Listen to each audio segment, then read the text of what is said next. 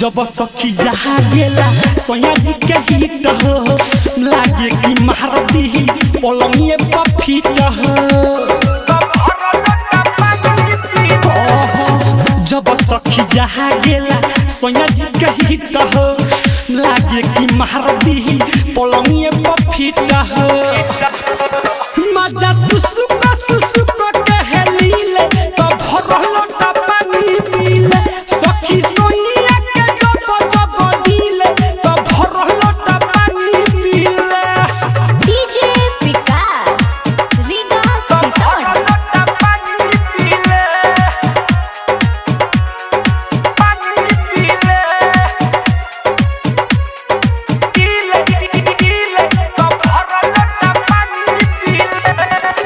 Writer Ranjay राहिती की राजक के कहिले तो पानी लावे लोटा खूबे महजक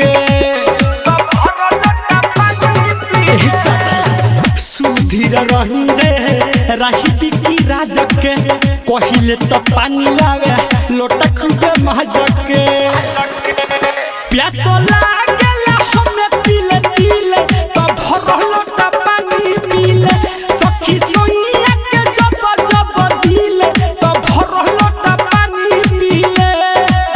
पीले हो पीले हो पीले हो पीले हो होठ सुख जाला पलंग जब हिले तो भरल लोटा पानी पीले सखी सोइया के जब जब दिले तो भरल लोटा पानी पीले।